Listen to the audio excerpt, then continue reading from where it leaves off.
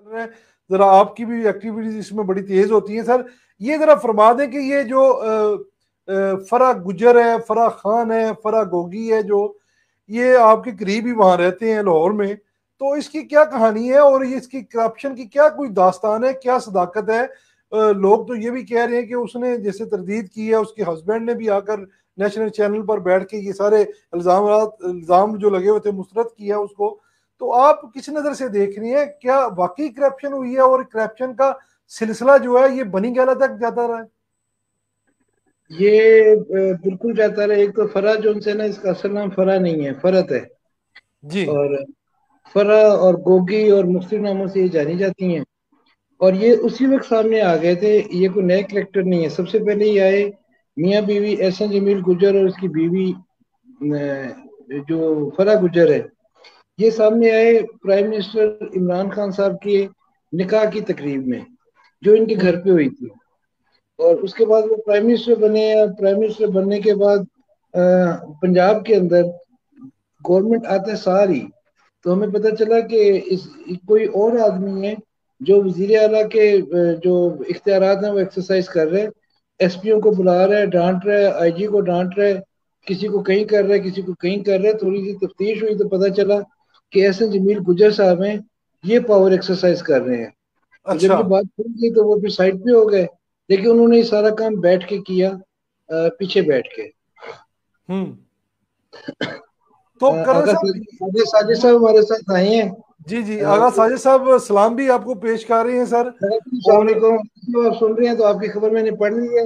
लेकिन ये खबर हम ना आधा घंटा पहले ब्रेक कर चुके हैं, हमें आ गई थी मैं, कहीं से। आगा साहब ये खबर जो थी, ये करण साहब ने अभी 15-20 मिनट पहले ब्रेक की है जो आप अभी कर रहे हैं। लेकिन चलें जी, आपकी इस खबर को भी हम जो है दोबारा वो अवाम के सामने लेकर आए हैं। टीवी स्क्रीन के ऊपर है, नाजरीन इस वक्त देख रहे हैं। आगा साहिब साहब हमारे बड़े प्यार करने वाले हमारे सरप्रस्त भी हैं, चीफ सर कोऑर्डिनेटर साहब भी हैं हमारे। बहुत अच्छे इंसान है। उस्मान मुझे हसरत है आगा साहब से मिलने की, मेरी मुलाकात कराएं सर किसी दिन। सर इंशाल्लाह ताला अभी जल्दी पाकिस्तान शहबाज शरीफ साहब वजीर आजम बनते हैं तो हम पाकिस्तान जाएंगे, तो फिर स्पेशली आगा साहब बड़ी खिदमत करते हैं जी आपकी तरह।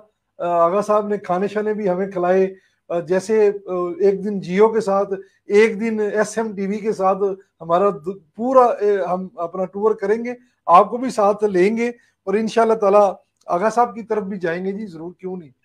अल्लाह ताला जरूर इंशाल्लाह। वक़्त लेके आए। अच्छा सर, ये फरमाइएगा कि ये बुशरा बीबी की जो सहेली है, थोड़ी सी वजाहत इस पे और कर दें, लोग इस पे भी बातें कर रहे हैं कि बुशरा बीबी की ये असल जो करप्शन का मास्टरमाइंड था वो बीबी बुशरा है। तो आपको लगता है सर कि वो बीबी बुशरा ही है? आपको पता है 2 महीने पहले खबर आई थी और इंडिया से आई थी जी कि इमरान खान साहब और बुशरा बीबी के दरमियान इख्तलाफ हुआ और वो घर छोड़ के आ गई हैं। जी वो आके यहीं आई थी। उस इख्तलाफ की वजह भी इस डाके के पैसे पे हिस्सा पति सही नहीं हुई थी, पूरा हिस्सा नहीं पहुंचा था, जी वहां पे झगड़ा हुआ था। फिर बुशरा बीबी खुद लाहौर आई हैं, काफी दिन ये रही हैं। इन्होंने फिर मामला सेटल कर लिया। उनके जी इमरान खान के ख्याल में इनके पास 300 अरब होना चाहिए था, ये कहती नहीं हमारे पास 200 अरब है। वो उस हिसाब से हिस्सा देना है, वो इतने पैसे उधर दे दिए, उधर वो हिस्सा। इनकी ना वो डाके के माल पे लड़ाई हुई थी थोड़ी सी आपस में। फिर ये जी सेटल हो गया। फिर इन्होंने भागने की कोशिश की, दोनों मियाँ बीवी ने, 1.5-2 महीने पहले। तो इमरान खान साहब ने इनको भागने नहीं दिया। जाहिर है मैं वजीर आजम हूँ, मेरे पैसे लेके कोई भागे, भागे कैसे। और उसके बाद ये मामला सेटल हुआ।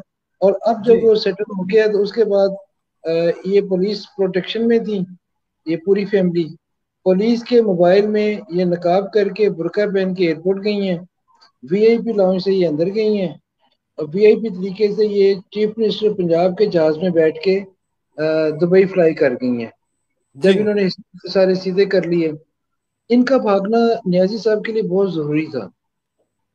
क्योंकि ये जब काबू आएगी तो ये तो बताएगी। वो जो बात हो रही है कि 3 करोड़ रुपए डीसी, तो 2 करोड़ रुपए फलाना, तो 6 करोड़ रुपया फलाना। इन्होंने 50-50 हजार रुपए लेके एएसआई के तबादले करवाए हैं मुतलका थानों में। इन्होंने 2-2 3-3 लाख रुपए लेके पटवारियों के तबादले कराए हैं। और ये कोई 1 2 4 10 20 नहीं है, सैकड़ों हैं, हजारों हैं।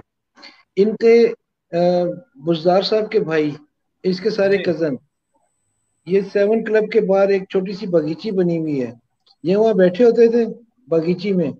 और जो लोग आते थे चीफ मिनिस्टर हाउस काम करवाने, उनको वो मिलते थे, उन्हें कहते थे हाँ जी तुम्हारा क्या मसला है। उन्होंने कहा जी मेरा भाई टीचर लगा हुआ है तोसे में, तो उसको हमने तोसे से तो मुल्तान लेके आना, मुजफ्फरगढ़ लाना है, लाहौर लाना है, या सादकाबाद लगा है सादकाबाद से उसको मुल्तान करना है। वो कहते पैसे दो, पैसे जी लेते थे, अंदर जाते थे भाईजान के पास, भाईजान से साइन कराते थे, उनको ट्रांसफर करा देते थे। वो बकायदा बाहर ऐसे बैठे हुए थे जैसे एक्साइज ऑफिस के बाहर एजेंट बैठे होते हैं, लोगों को गाड़ियों के नंबर लगवा के देते हैं या टोकन शोकन लगवा के देते हैं, ऐसे ये हम्म बुजदार के भाई बैठे हुए थे। ये काम छोटे लेवल पे ये संभाल रहे थे 50,000 लाख 2 लाख वाला, और बड़े लेवल पे ये काम फरा बीबी ने संभाला हुआ था, जिसमें बड़ी बड़ी अपॉइंटमेंट थी। ये जो रोज आईजी बदल जाता था, तो जी ये क्या होता था, कैसे बदल जाता था कि नए ने आके पैसे दिए, एक ने पैसे दिए, उसने 2 3 4 महीने काम किया, दूसरे ने आके ज्यादा पैसे दिए। एग्जैक्टली यही काम कुछ अर्सा पहले पाकिस्तान में होता था। हमारे जो कबायली इलाका जाते हैं, अब तो ये जम हो गए हैं केपीके में, इससे पहले ये इंडिपेंडेंट होते थे, फाटा कहलाते थे, और इसे फेडरल गवर्नमेंट हमारी इसे डील करती थी।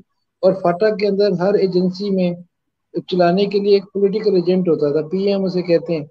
पॉलिटिकल एजेंट की जो क्वालिफिकेशन रिक्वायर्ड थी वो थी कि 20 ग्रेड का अफसर हो सरकारी, जी और उसको वहां पे लगाया जा सकता था वजीर आजम की सदर की स्वाबदीद पे, जिसे भी लगा दें, चाहे वो स्कूल टीचर है या डॉक्टर है या वो कोई भी है।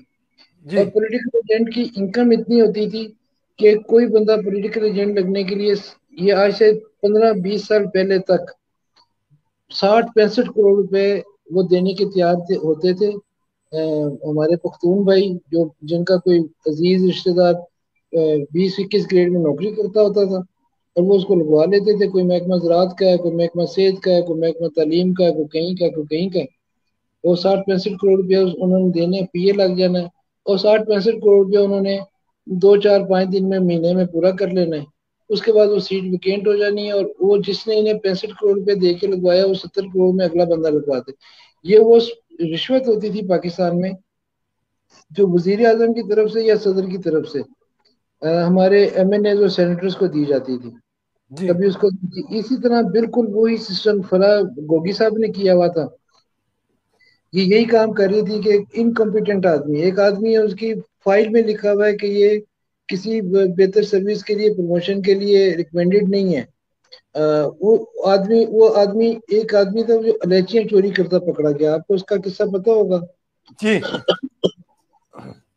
केपीके में वो एसपी था, तो जी उस एसपी साहब ने की रेड की, और रेड के दौरान उन्होंने ना कहीं से स्मगल इलायचियां पकड़ी, और वो ट्रकों के ट्रक थी, वो उठा के ट्रक ले गए।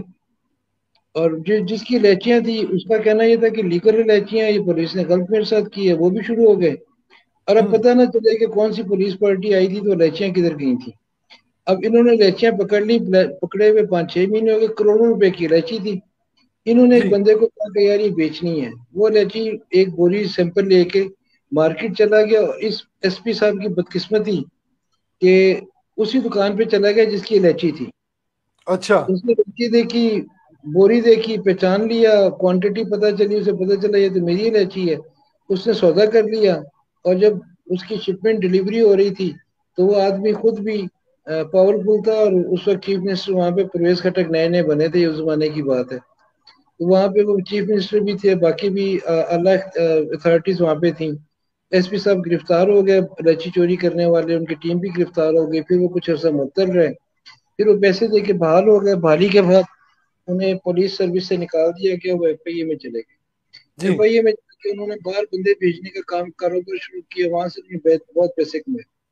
और अभी इस टेन्योर में वो आदमी जिसकी फाइल में लिखा हुआ है कि not recommended for public service, उस आदमी को इन्होंने आईजी पंजाब लगाया। जी इन्होंने पैसे लिए उससे, क्योंकि उसके पास इलायचियों के पैसे बहुत थे, ह्यूमन ट्रैफिकिंग के पैसे बहुत थे। उसके बाद एक और बहुत गंदा और घटिया आदमी था जो कह रहा था कि वो औरत वहां पे रेप हुई है तो औरत गई क्यों थी, वो भी आपको याद होगा, वो भी आईजी लगा। क्या वो आदमी इस काबिल था कि उसे आईजी लगाया जाए?